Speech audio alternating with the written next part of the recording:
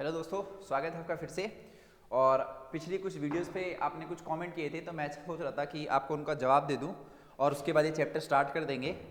एक है इसमें, क्या कहते हैं, अंजलि पांडे, जिन्होंने कहा है PYQ सेशन स्टार्ट करने के लिए। तो मैं आपको बता दूं कि PYQ क्वेश्चन जो आपके होंगे वो तो हर चैप्टर के एंड में मिलते ही हैं, और उसके बाद जब हमारा पूरा का पूरा जब सिलेबस खत्म हो जाएगा ना, तो उसके बाद मैं उसको पूरी सीरीज स्टार्ट करूँगा, ठीक है।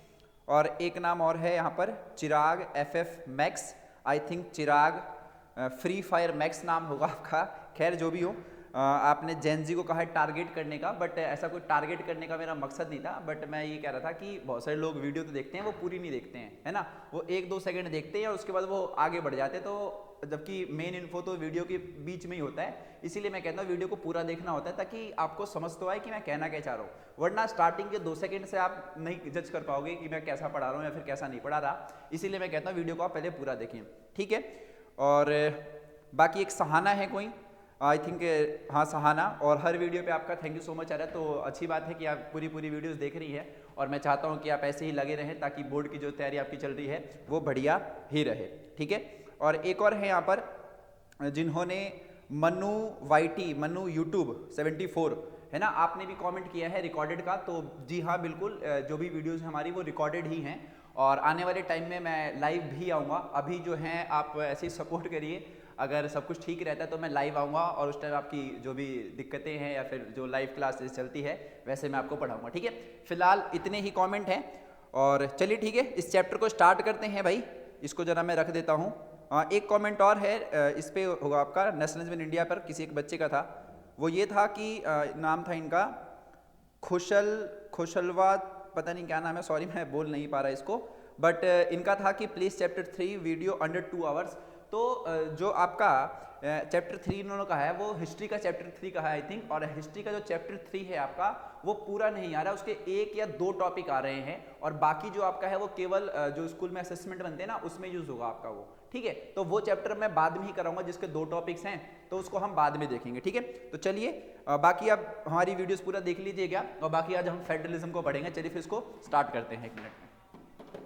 देखिए, आज का जो चैप्टर है आपका, जिसका नाम है फेडरलिज्म, और ये है आपका सिविक्स का 2nd चैप्टर। और फेडरलिज्म जो आपका है वो, अगर जब आपने पावर शेयरिंग पढ़ी थी भाई, तो उस पावर शेयरिंग में मैंने आपको एक बात समझाई थी भाई, कि देशों में क्या होता है ना, कि पावर को शेयर करना चाहिए। जितना आप पावर को शेयर करोगे, उतना देश जो होता है आपका तरक्की करेगा, उतना देश जो है आपका वो आगे बढ़ेगा।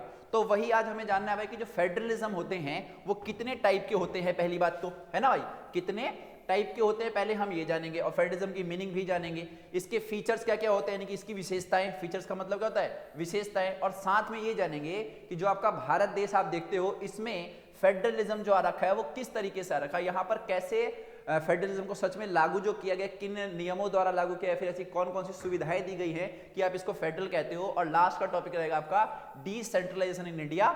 और सबसे लास्ट में हम करेंगे भाई, जब ये चैप्टर आपका कंप्लीट मैं कर दूंगा, उसके तुरंत बाद PYQ स्टार्ट करेंगे हम, जिसमें इस चैप्टर को पढ़ने के बाद आप खुद अपने आप को देखना भाई, कि सच में मैंने पढ़ा तो मेरे को कितने क्वेश्चन आ गए, ठीक है। और कुछ क्वेश्चन ऐसे भी होते हैं जो टॉपिक्स में कवर नहीं होते, तो वो मैं MCQ के माध्यम से आपको बताने की कोशिश करता हूं।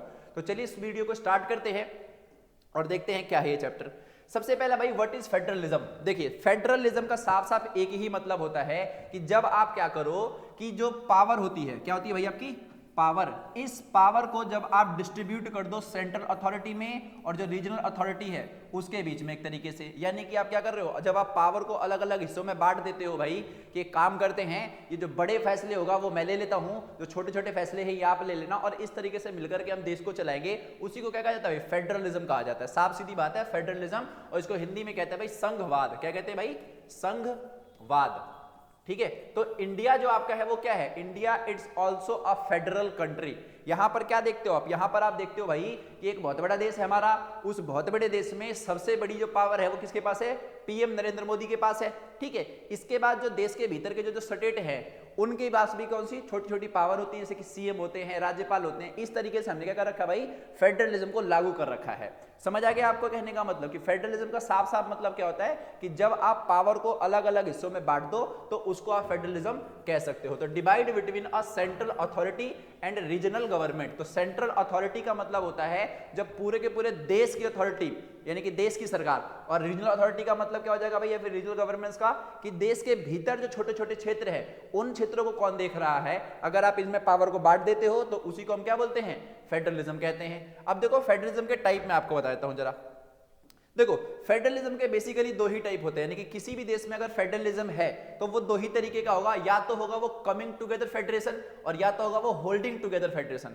इन दोनों को समझने का सबसे आसान तरीका मैं आपको बताने वाला हूं। इसमें क्या है भाई, आपका देखते हो coming together federation. Coming together का मतलब क्या होता है कि ये जो स्टार्टिंग में जो देश थे, पहले वाला एग्जांपल बता रहा हूं कि ये अलग अलग थे, है ना, ये सब कहते हैं अलग अलग थे।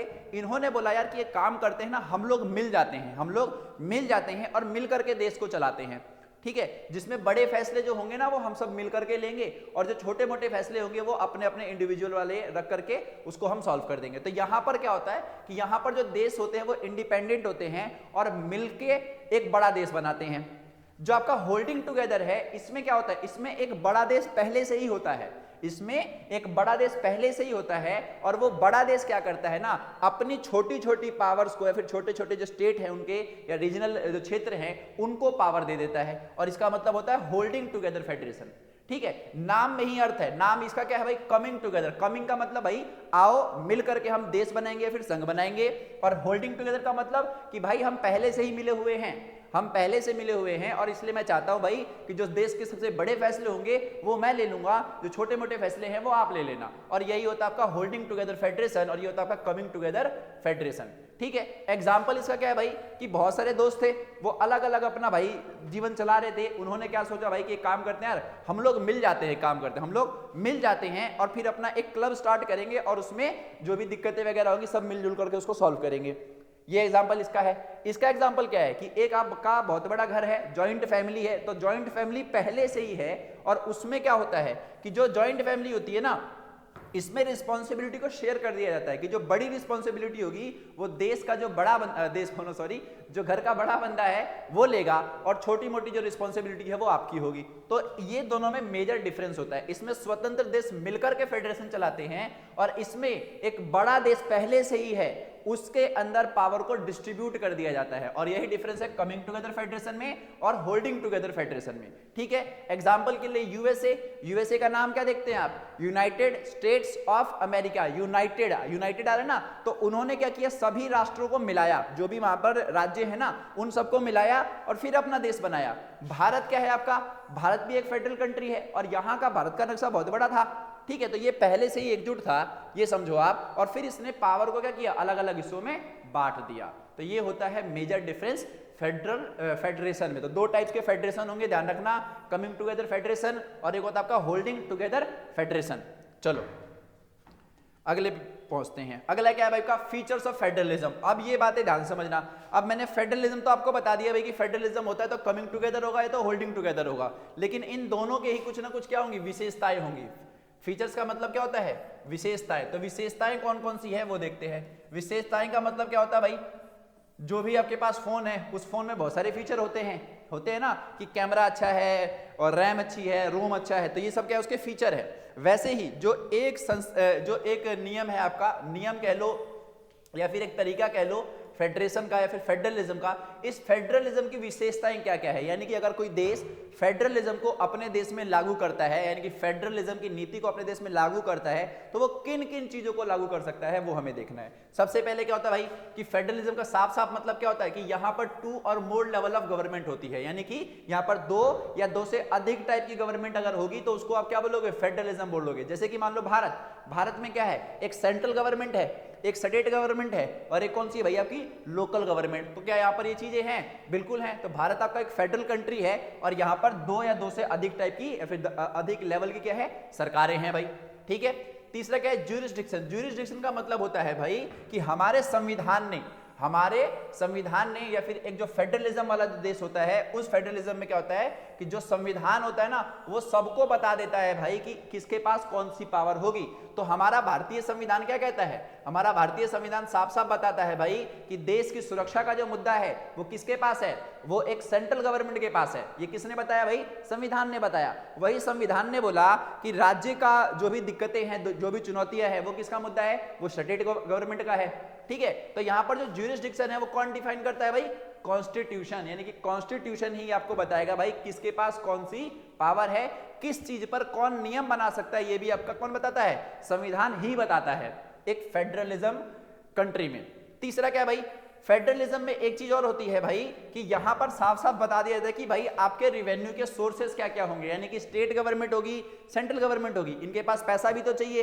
तो भारत में क्या है? जीएसटी लागू करी गई है। अब जीएसटी जब लागू करी गई है भाई, तो एक जो आप जीएसटी भरते हो, एक कौन सी भरते हो आप? एक जो पैसा भरते हो टैक्स का, एक तो सेंट्रल गवर्नमेंट के पास जाता है, एक स्टेट गवर्नमेंट के पास जाता है ना। तो यहां पर क्या होता है कि रेवेन्यू का सोर्स भी बता दिया जाता है कि भाई जो आपकी अलग अलग टाइप की सरकारें हैं उनके पास पैसा कहां से आएगा, रेवेन्यू सोर्स क्या है उनका, ठीक है। तो ये हो गया तीसरा फीचर।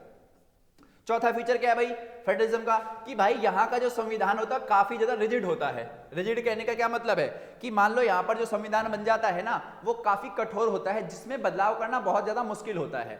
एक फेडरलिज्म का फीचर है ये। जैसे कि मान लो भारत है, भारत में आपको जम्मू कश्मीर की कहानी पता होगी।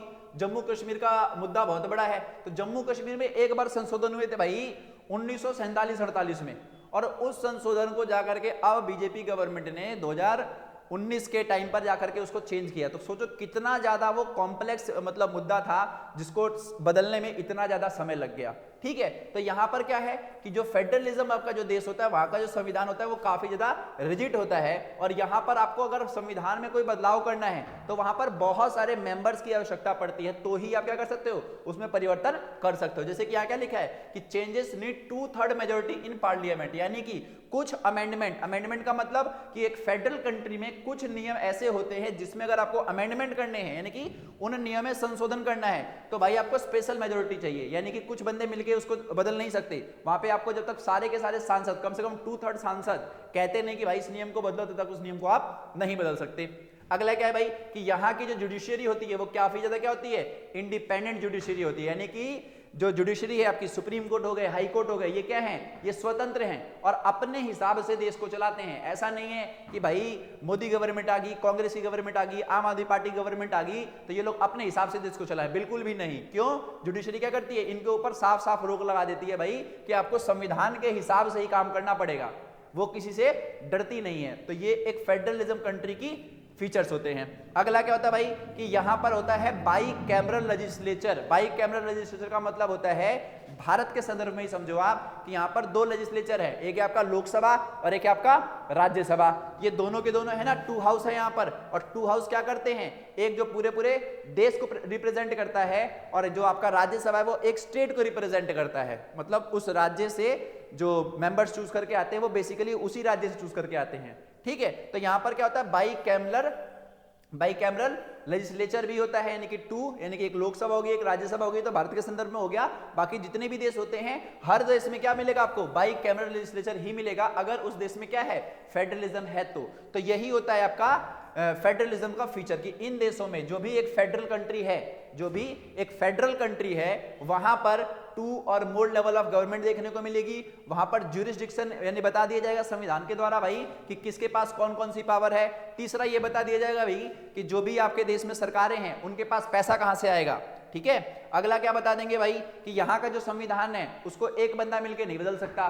फेडरल कंट्री की ये मतलब मेन शर्त होती है, क्योंकि फेडरल का मतलब क्या है कि आपने पावर को बांटा, और जब आपने पावर को बांटा तो आपको सबको सुनने पड़ेगा। क्या एक बंदा संविधान को बदल सकता है? बिल्कुल भी नहीं। तो इसीलिए फेडरल कंट्री में क्या होता है कि जो भी संविधान होता है वो काफी ज्यादा रिजिड होता है, ठीक है। इसके अलावा यहाँ की जुडिशरी काफी ज्यादा इंडिपेंडेंट होती है, और यहाँ पर जो ये होता है लेजिस्लेचर, वो क्या होता है? बाई कैमरल, यानी कि 2 लेयर होती है एक तरीके से, जैसे कि लोकसभा राज्यसभा होता है, ऐसे इंग्लैंड का अलग है, यूएसए का अलग है, हर देश का अलग अलग होता है, वहां पर नाम होता है वहां का जो भी हाउस होता है। जैसे कि सेनेट सुना होगा आपने, सेनेट होता है अमेरिका में, ठीक है। चलो वहां पर भी 2 हाउस है। तो ये हो गया आपका फीचर्स ऑफ फेडरलिज्म। चलो अब हम बात करेंगे फेडरलिज्म इन इंडिया। तो भारत में जो फेडरलिज्म है उसको अब जरा देखते हैं। तो देखो आप सबको पता है कि यहाँ पर 2 टाइप की सबसे मेन सरकार है। एक कौन सरकार है आपकी? यूनियन, और एक कौन सी है भाई? स्टेट। यूनियन में कौन है? पीएम नरेंद्र मोदी। और स्टेट गवर्नमेंट में कौन कौन है? जो भी स्टेट्स हैं उन स्टेट्स में जो सीएम है एक तरीके से।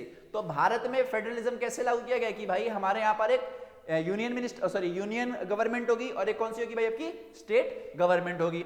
दूसरा क्या कर रखा है भाई कि हमने क्या कर रखा, भारत की जितनी भी समस्याएं हैं, जितनी भी समस्याएं कह लो, जितने भी नियम कह लो, उन सबको हमने अलग अलग सब्जेक्ट्स में बांट रखा है या फिर अलग अलग लिस्ट में बांट रखा है। बेसिकली कहने का मेरा मतलब यह है कि हमने पावर को क्या कर रखा है ना, अलग अलग हिस्सों में बांट रखा है। वो 3 हिस्से हैं। जो पहला है आपका यूनियन, दूसरा स्टेट और तीसरा आपका कंकरेंट। देखो भाई, तो यूनियन लिस्ट, स्टेट लिस्ट और कंकरेंट लिस्ट, ये देखो मैंने जब पिछले यहां पर बताया था कहा ज्यूरिसडिक्शन की, संविधान ही बताएगा आपको किसके पास कौन सी पावर है।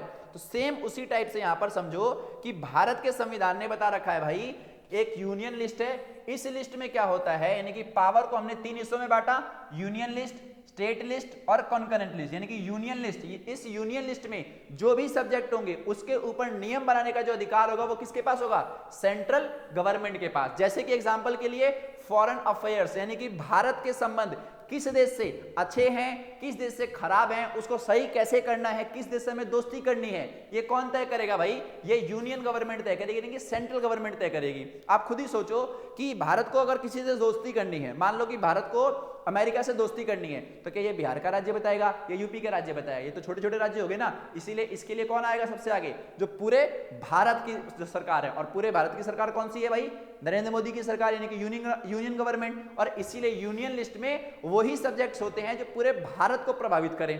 ठीक है भाई, तो यूनियन लिस्ट का मतलब क्या हो गया, सेंट्रल गवर्नमेंट एक्सक्लूसिव पावर कह लो आप, यानी कि इसके ऊपर नियम बनाने का जो अधिकार है वो यूनियन गवर्नमेंट को गई है, यानी कि सेंट्रल गवर्नमेंट को है।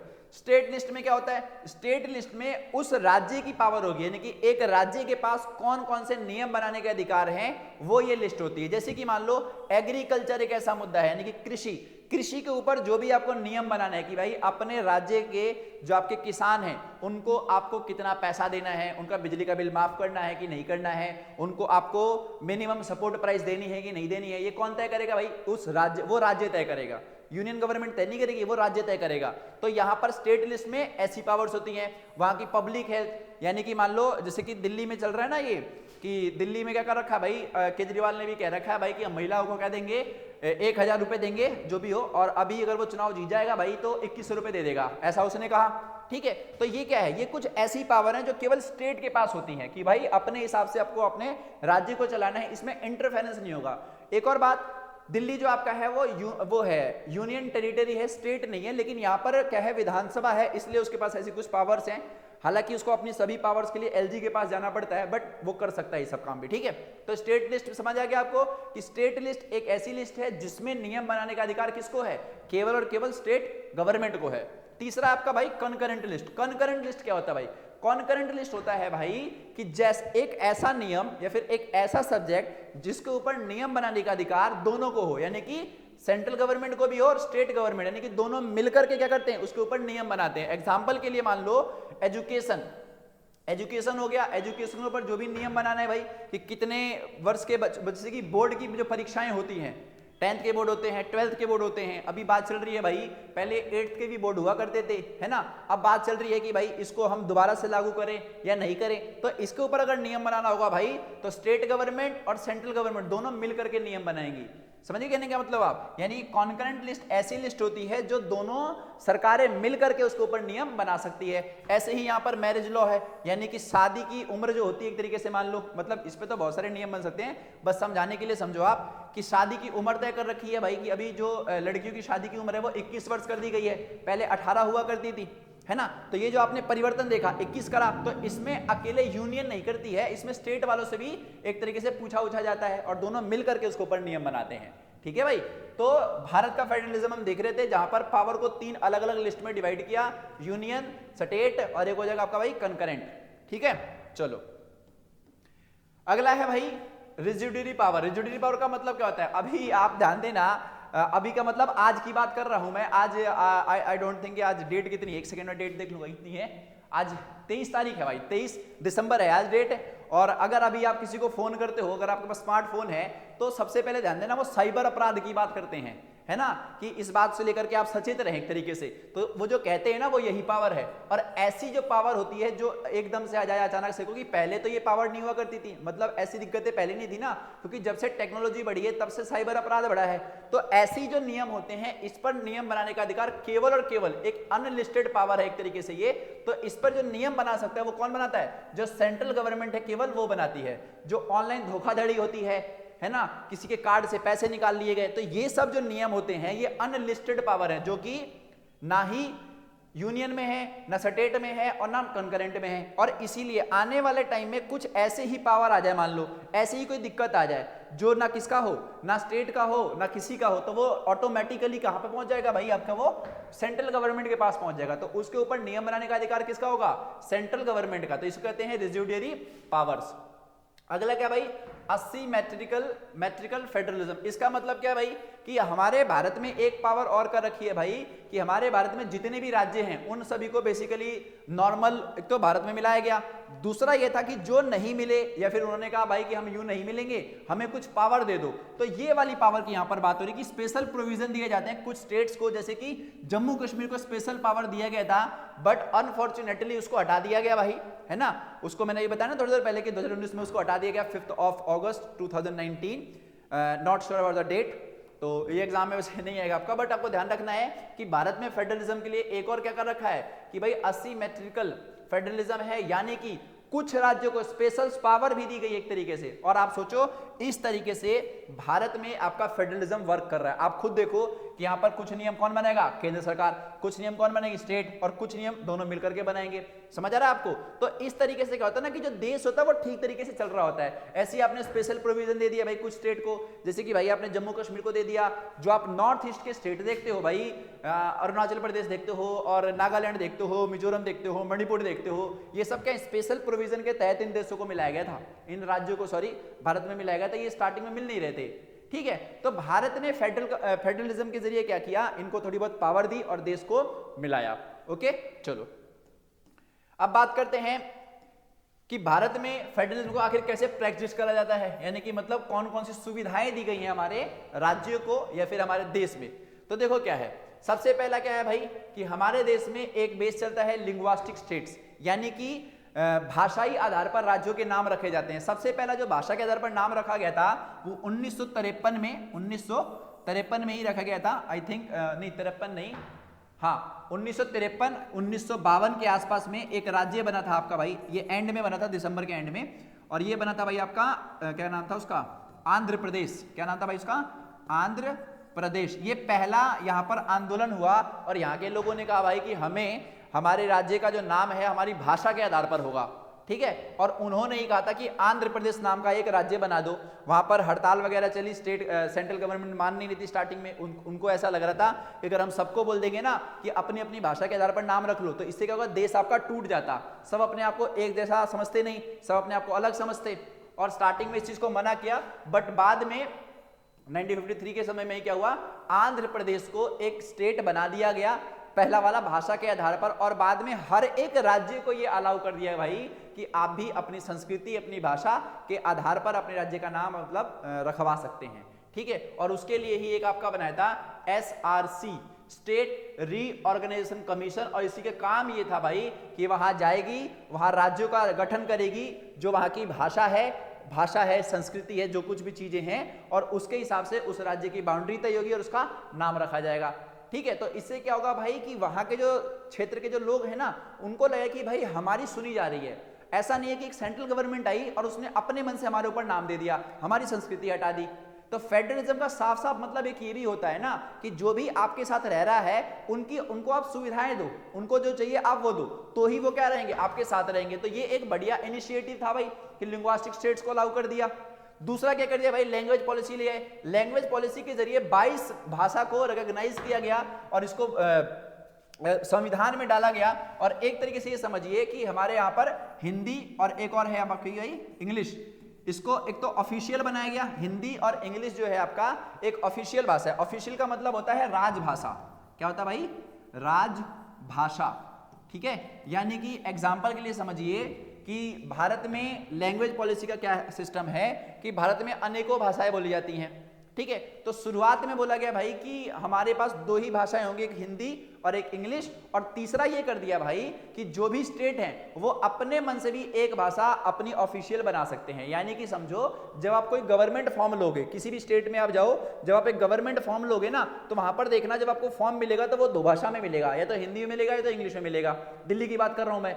अब मान लो आप किसी साउथ के स्टेट में चले जाओ, तो साउथ में मान लो वहां की जो भी भाषा होगी, मान लो कन्नड़ होगी या तमिल होगी, तो वहां पर आपको एक तीसरी भाषा का भी ऑप्शन दे दिया जाएगा, ठीक है। और इसके जरिए भी क्या किया भाई, हमने उनको पावर दी।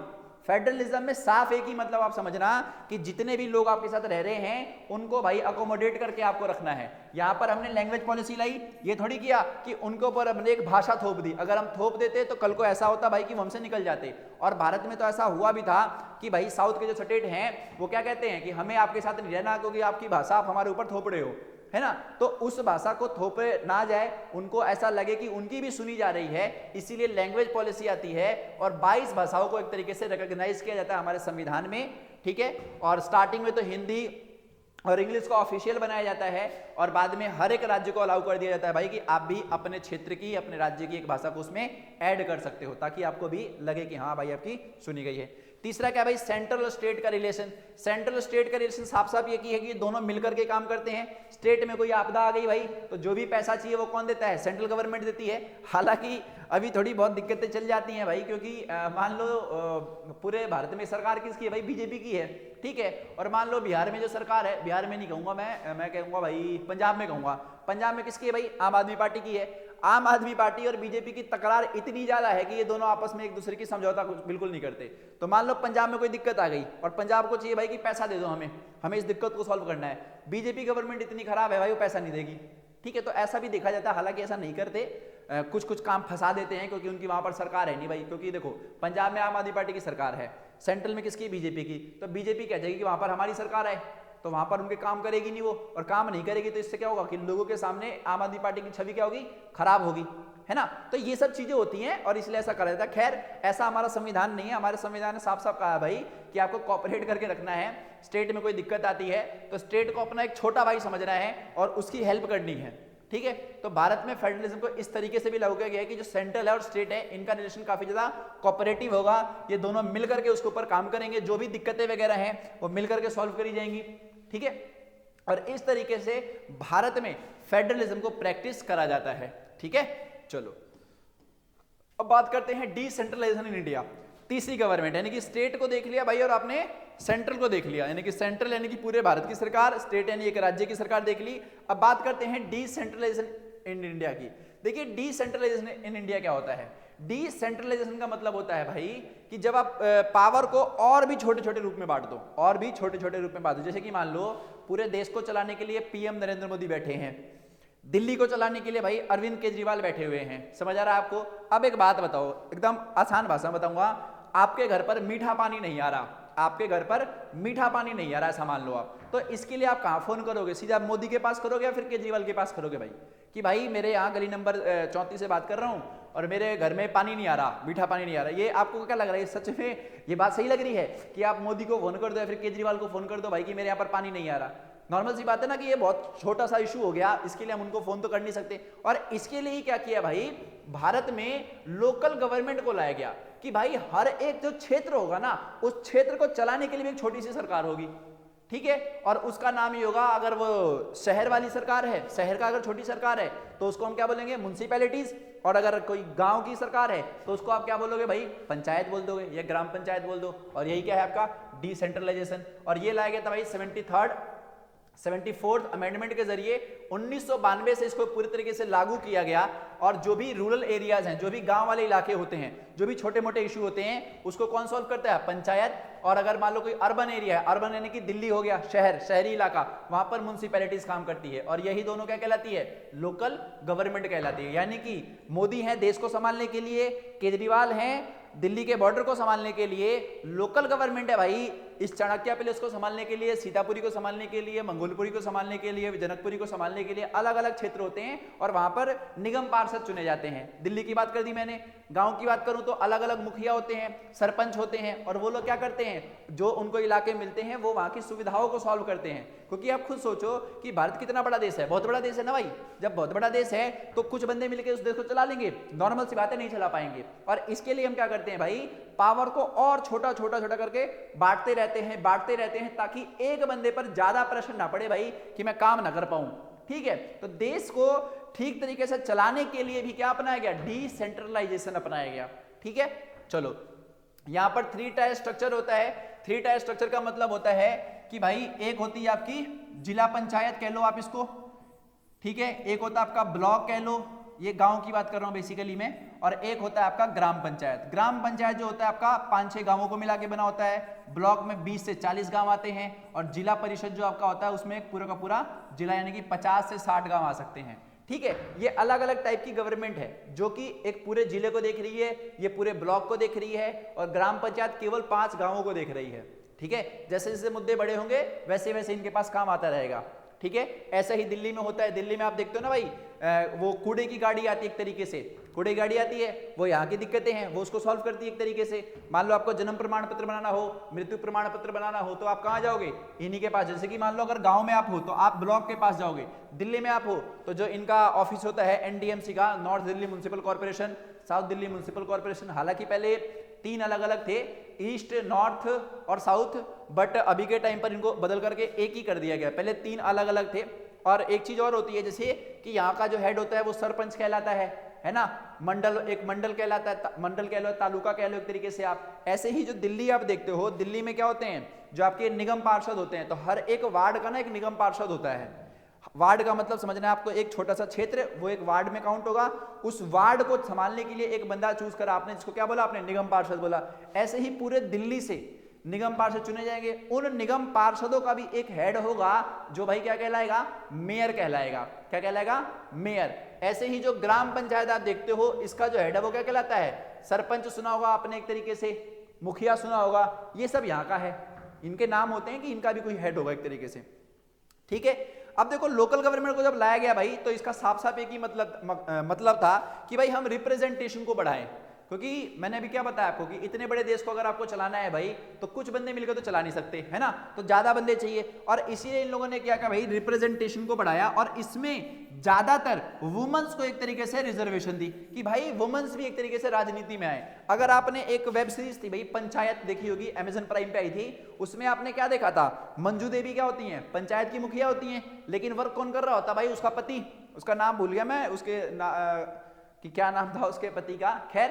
तो यहां पर सरकार ने भाई वुमेन्स को एम्पावर्ड करने के लिए भारत में क्या लागू किया, ये लोकल गवर्नमेंट लागू करी। लेकिन देश के लोग इतने ज्यादा खराब है भाई, वो महिलाओं का नाम लेकर के उनको आगे बिठा करके भाई चुनाव तो जीत जाते हैं, रियल में वही राज कर रहे होते हैं। ऐसी दिल्ली की व्यवस्था है। मेरा जो वार्ड है यहाँ पर भी ऐसा है कि भाई जो मेरा वार्ड है भाई, यहाँ से जीतता कौन है, उसकी वाइफ जीतती है, रूल कौन कर रहा है भाई, उसका पति रूल कर रहा है। ठीक है, बट सरकार का ये मकसद था भाई, सरकार का ये मकसद नहीं था। सरकार का मकसद था भाई कि महिलाएं आएंगी राजनीति में, महिलाएं उस क्षेत्र को संभालेंगी। इन्होंने क्या किया भाई, उन महिलाओं को दरकिनार करके फिर आगे बढ़ गए। साइन वाइन तो महिलाएं कर देती हैं, मतलब उनकी वाइफ से एक तरीके से आप ये समझो, और रूल ये कर रहे होते हैं, नेता ये बन रहे होते हैं। समझे कहने का मतलब आप। खैर, तो ये तो होगी आउट ऑफ राजनीति, बट रियलिटी में क्या था कि भारत में रिप्रेजेंटेशन को बढ़ाने के लिए क्या किया गया भाई, कि वुमेन्स को इन सब क्षेत्रों में 1/3 मेजोरिटी कर दी गई कि भाई यहाँ की 1/3 सीटों पर राज्य किसका होगा, या फिर 1/3 जो सीट है वो रिजर्व किसके लिए होंगी,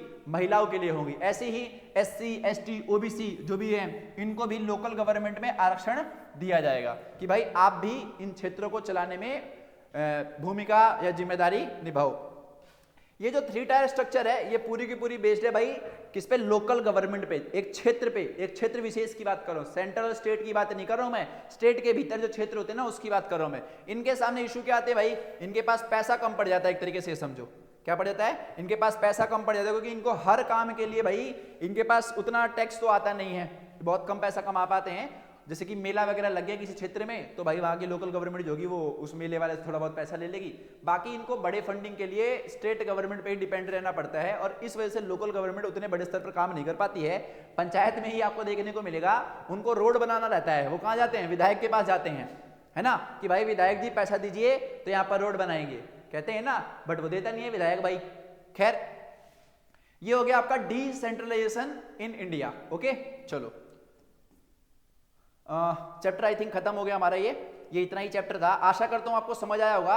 अभी हम PYQ करेंगे, आप भागना मत, यहीं पे रहना। अभी पहले इस चैप्टर के बारे में थोड़ा सा बता दूंगा। और देखो भाई ये फीचर्स ऑफ फेडरलिज्म बताया था, ये फेडरलिज्म इन इंडिया बताया था और उसके बाद मैंने आपको बताया था कि भारत में फेडरलिज्म को कैसे प्रैक्टिस करा गया है। तो ये तीन चीजें आपको बतानी होंगी कि भारत में लिंग्विस्टिक स्टेट्स हैं, लैंग्वेज पॉलिसी है और सेंट्रल स्टेट रिलेशन। ये तीनों आखिर क्या है, ये तीनों ये बताते हैं ना भाई कि हमारे साथ जो लोग रह रहे हैं उनको हमने कौन कौन सी सुविधाएं दे रखी हैं, है ना, क्योंकि आप एक फेडरल कंट्री हो और जब आप फेडरल कंट्री हो ना तो आपको उनको सुविधाएं देनी पड़ेगी। उनको ऐसा नहीं लगना चाहिए भाई कि हमारे ऊपर एक राजा द्वारा शासन किया जा रहा है। अगर उनको ऐसा लगा तो भाई नॉर्मल सी बात है, आंदोलन होगा, वो लोग अलग निकल जाएंगे। ठीक है चलो बात करते हैं क्वेश्चंस की। अब आपने जो भी पढ़ा वो इन क्वेश्चंस में देखना कितने आ रहे हैं। और दूसरा ये कि इसमें कुछ एमसीक्यू ऐसे भी होंगे जो चैप्टर में नहीं मिले होंगे, बट वो एमसीक्यू के जरिए ही मैं आपको बता सकता था, इसलिए उसका एमसीक्यू में रखा हुआ है मैंने। हालांकि मैंने नहीं रखा, वो तो ये तो पेपर है जो भी क्वेश्चन मार्क वगैरह होता है ना उसका। चलो देखो भाई यहाँ पर क्वेश्चन क्या है, which are the basic objective of a federal system. तो फेडरल सिस्टम का सबसे बेसिक ऑब्जेक्टिव पूछ रहा है। तो सबसे बेसिक ऑब्जेक्टिव क्या होता है भाई, to safeguard and promote unity of the country. बिल्कुल यही होता है कि भाई जो आपका देश है उस देश को सुरक्षित रखो, देश की एकता को बनाए रखो। और दूसरा क्या है, टू अकोमोडेट रीजनल डाइवर्सिटी। और दूसरा क्या है कि जो भी रीजनल डाइवर्सिटी है उनको भी सुख सुविधाएं दो। जैसे कि भारत ने क्या करा, लैंग्वेज पॉलिसी ला करके दी एक तरीके से, है ना, और एक हम क्या कर रखते हैं, देश को सुरक्षित रखते हैं। यही तो जो फेडरल कंट्री होती है उसका मेन प्रिंसिपल होता है। तो ए और बी इसका दोनों सही है, इसीलिए ऑप्शन नंबर डी होगा आपका, बोथ ए एंड बी। ठीक है, तीसरा वाला नहीं है क्योंकि ये तो कम्युनिटीज को उतनी पावर नहीं देता है, मतलब देता है वो अलग तरीके से है, एक तरीके से जैसे बेल्जियम वाले में अपने पढ़ा था, वहां पर कम्युनिटी गवर्नमेंट को भी दी गई थी, बट ये उसके भीतर का क्षेत्र पड़ जाता है, इसलिए इसमें नहीं लिखना आपको ये। अगला क्या है आपका, what are the kinds of routes through which federation have been form. तो कौन कौन से रूट्स हैं जिसके जरिए फेडरेशन काउंट होता है। तो भाई शुरू में ही पढ़ा था कमिंग टुगेदर, क्या पढ़ा था भाई, कमिंग टुगेदर, और दूसरा हमने पढ़ा था भाई होल्डिंग टुगेदर। दो ही होते हैं। अब यहां देख लो भाई कौन कौन सा है। पहला क्या है भाई, one route involve independent state coming together on their own to form a bigger unit. तो ये भाई यूएसए है आपका। यूएसए मैंने क्या बताया था कि इंडिपेंडेंट स्टेट थे, वो आपस में मिल गए और उन्होंने बोला कि भाई हम अपना एक अलग देश बनाएंगे। तो एक तो रूट ये होता है। दूसरा रूट क्या बता रहा भाई, the second route is where a large country decide to divide its power between state and national government. Bharat हो गया आपका। मैंने क्या बताया था कि एक बहुत बड़ा देश होगा, वो देश पावर को अलग अलग हिस्सों में बांट देगा, वो होता है आपका होल्डिंग टुगेदर। ठीक है, और ये कौन सा, कमिंग टुगेदर, अलग अलग क्षेत्र पहले से होते हैं, मिलकर के देश बनाते हैं। एक बड़ा देश पहले से होता है, उसके अंदर पावर को बांटते हैं। तो दोनों में ये डिफरेंस होता है। ठीक है, पहले वो अलग थे यूएसए, फिर वो एक हुए। भारत पहले से एक था, इसने पावर को बांट दिया, तो ये हो जाएगा। तो इसका भी ए और बी होगा। ए और बी कहाँ है, यहाँ है भाई, ऑप्शन नंबर सी जो आपका है, ए और बी, ये भी आपका हो गया। चलो भाई आगे बढ़ते हैं। अगला क्या है भाई आपका, state government has power of its own for which. जो स्टेट गवर्नमेंट के पास पावर है भाई, वो इनमें से किसके लिए है ये समझ लो। फिर वो जो जिम्मेदार है वो किसके लिए है। तो इसका जो आंसर है ना वो पीपल के लिए होती है वैसे बेसिकली, कि it is answerable to the people, यानी कि जो उनके पास पावर है उसकी वो जवाबदेही किसको देंगे। एक तरीके से मान लो कोई देश में घटना घट गई, मतलब राज्य में बेसिकली, तो उसका वो जवाब वो किसको देंगे ये पूछा गया है। तो एक बात हमेशा ध्यान रखना भाई कि स्टेट गवर्नमेंट कभी भी आंसरेबल नहीं होती सेंट्रल गवर्नमेंट के, यानी कि it is not answerable to central government, यानी कि वो इसके प्रति जवाबदेह नहीं है। उसका काम स्टेट को चलाना है, जनता के सामने अपनी बात रखना है, तो वो जनता के प्रति जवाबदेह होती है, बट ये कानूनी रूप में नहीं होता। मतलब जनता के प्रति जवाबदेह का मतलब समझो कि राज्य में कोई घटना घटी, ठीक है, तो राज्य में जो घटना घटती है ना, तब वो जो जनता होती है वो क्या करती है, वो बेसिकली आंदोलन करती है। क्या करती है, आंदोलन करती है और सरकार को हटा देती है। तो इसमें हम ये पॉइंट रखेंगे नहीं, लेकिन वो होती तो आंसरेबल ही है, लेकिन संविधान के हिसाब से नहीं। और संविधान के हिसाब से देखें तो स्टेट गवर्नमेंट ये जो सेंट्रल गवर्नमेंट है उसके प्रति आंसरेबल नहीं होती है। इसीलिए ऑप्शन नंबर आपको बी टिक करना है इसका, कि जो स्टेट गवर्नमेंट के पास पावर है वो उसका इस्तेमाल करती है, या फिर मान लो अगर हम जवाबदेही की बात करें कि स्टेट गवर्नमेंट क्या जवाबदेह होती है केंद्र सरकार के आगे, तो ऐसा कुछ नहीं है। तो ऑप्शन नंबर आपको बी ही करना है इसका भी, ठीक है। चलो, identify the correct statement about the theory of federalism in Indian constitution. तो भारत का जो आप संविधान देखते हो, इस संविधान के हिसाब से बताना है कि हमारे भारतीय संविधान ने कैसे फेडरलिज्म को लागू कर रखा है, या फिर जो सही है। तो पहला क्या है आपका भाई कि the constitution declare India as a union of state. बहुत बढ़िया, एकदम सही है ये पहला पॉइंट तो ठीक है, मतलब चारों पढ़ूंगा उसके बाद बताऊंगा कौन सा वाला सही है।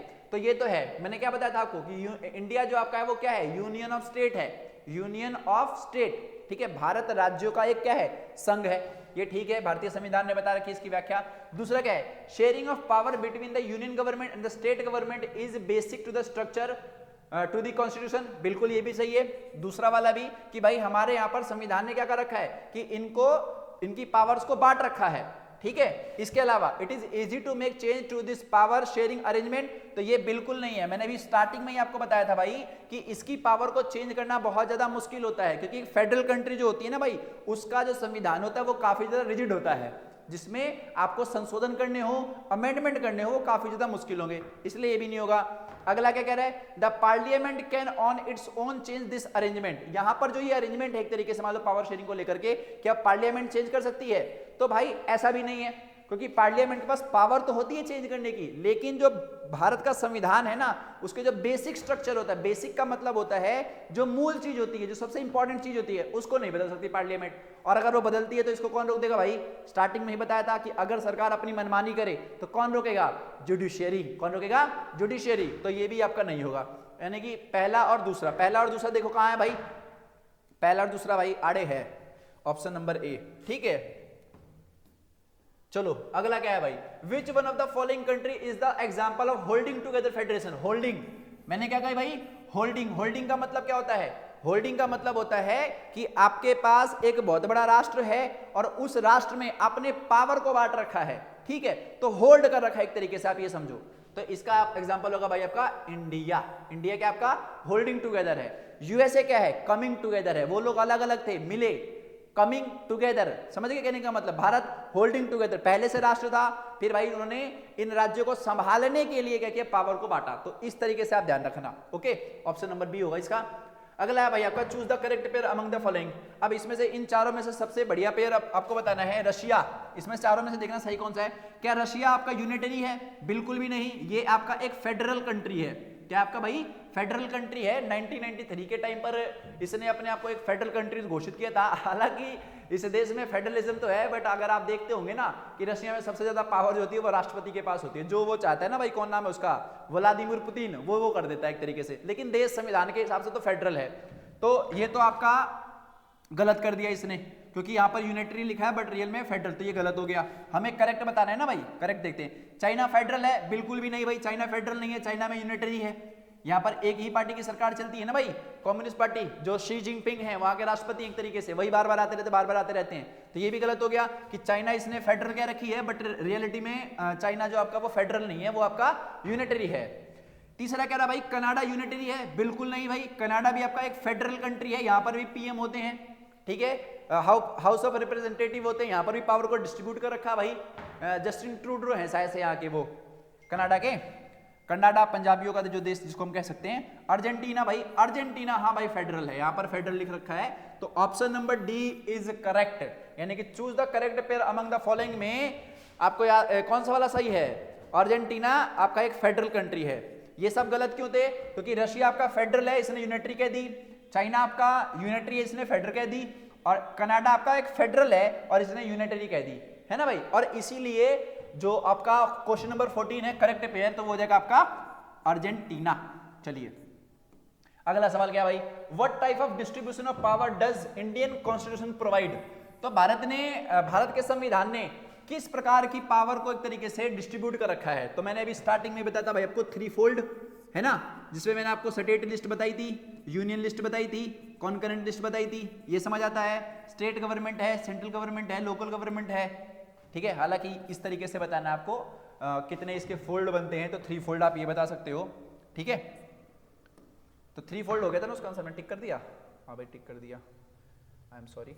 आइए चलिए, which level of government in India has a power to legislature on the residuary subject. ये अन्य हैं जो किसी में भी नहीं होते हैं, जैसे कि साइबर का मैंने बताया था, वो क्या है आपका रिजिडरी सब्जेक्ट है आपका, है ना। और रिजिडरी किसके पास होता है, जो सेंट्रल गवर्नमेंट होती है उसके पास होता है। साइबर क्राइम, साइबर अपराध, आजकल तो भाई देश की हालत इतनी ज्यादा खराब हो गई है भाई, ये बंदे कर दे रहे हैं फोन, ठीक है, कि भाई आपका बेटा, आपका पति, आपका भाई जो है इस केस में फंस गया है, ठीक है, मैं पुलिस कमिश्नर बोल रहा हूँ, मैं जज बोल रहा हूँ, और इतने पैसे भिजवा दो वरना ये जेल चला जाएगा। बहुत सारे भाई पेरेंट्स तो भाई उनको तो हार्ट अटैक आ जाता है, ठीक है। मेरे तो किसी जाने पहचाने में मेरी किसी दोस्त के घर पे आया और उसके पापा को फोन आ गया भाई इस बारे में कि भाई आपके बेटे के ऊपर लड़की वड़की का कोई आरोप लगा दिया। भाई वो डर गए, और उनका बेटा सामने वाले रूम में ही बैठा था, सामने वाले रूम में ही बैठा था। तो ऐसे ना केसेस बहुत ज्यादा हो रहे हैं, ये साइबर अपराध है एक तरीके से आपका, ठीक है। और मैंने अभी शुरू में भी बताया था आपको कि फोन कॉल जब अभी आप करोगे किसी को, तो सबसे पहले वो लाइन बोल रहा है, सरकार लाइन बोल रही है ना, ये सेंट्रल गवर्नमेंट के पास पावर होती है इसके ऊपर नियम बनाने का। तो सेंट्रल गवर्नमेंट यानी कि यूनियन गवर्नमेंट के पास पावर है, यानी कि ऑप्शन नंबर ए। ओके चलो, ये हो गए भाई आपके क्वेश्चन। आशा करता हूं आपको पूरी की पूरी वीडियो समझ आई होगी, है ना। और ऐसे ही मिलते रहेंगे हम अगली वीडियो में। और प्लीज आपसे गुजारिश यही रहती है मेरी कि जो भी बच्चे इस वीडियो को देख रहे हैं, समझ रहे हैं चैप्टर को, ठीक है, वो कमेंट भी करें कि भाई हमें ये समझ आ गया या फिर ये दिक्कत रहेगी, ताकि मैं उसके ऊपर काम कर सकूं। और जैसे कि मैंने अभी कमेंट पढ़ के बताया भाई, जो जिनकी भी जो दिक्कतें थी, ऐसे ही मैं कमेंट के थ्रू ही, कमेंट जो भी होगा वो वीडियो के थ्रू ही आपके जो भी सवाल होंगे, जो भी जवाब होंगे वहीं पे मिल जाएंगे। तो आपको कोई दुविधा है, कोई दिक्कत है, या फिर वीडियो भी अच्छी लगती है आपको, या फिर कोई पॉइंट मिस हो गया आपको लगा। एक बच्चे ने और कमेंट किया था, वो किया था भाई, जब वो रिसोर्स एंड डेवलपमेंट वाला मैं जब चैप्टर पढ़ा रहा था, तो उसमें उसने कही थी भाई कि सर वो सॉइल एरोजन के प्रिवेंशन बता दो। तो भाई मैंने उस वाली वीडियो में ना बता रखा था कि मिट्टी को कैसे बचाया जाए। तो मिट्टी को बचाने वाला जो तरीका था ना, मैंने बताया था आपको, टेरेस फार्मिंग बताया था आपको भाई, है ना, टेरेस फार्मिंग बताया था, और 2-3 बताए थे, क्या क्या बताया था, अफॉरेस्टेशन बताया था ना, तो वो वही था, ठीक है। तो आप उस वीडियो को ना थोड़ा ध्यान से सुनते तो आप समझ जाते। और वो प्रीमियर के चक्कर में हो गया होगा कि आपने प्रीमियर लेट में ज्वाइन किया होगा, तो बट अब ऐसा नहीं होगा, मेरी वीडियोज अब मोस्टली अब नॉर्मल पब्लिक होकर के ही आएगी। चलो खैर, मिलता हूं मैं आपसे अगली वीडियो में। ये आपका पूरा का पूरा चैप्टर हो गया, आशा करता हूं पूरा चैप्टर आपको समझ आ गया होगा। मैं अगली वीडियो में आपसे मिलूंगा, ठीक है। तब तक के लिए गुड बाय। और इस वीडियो को आप लाइक कर देना, लाइक के जरिए मैं समझ जाऊंगा कि वीडियो आपको अच्छी लगी थी, या फिर आप कमेंट भी कर सकते हो, ठीक है। बाय।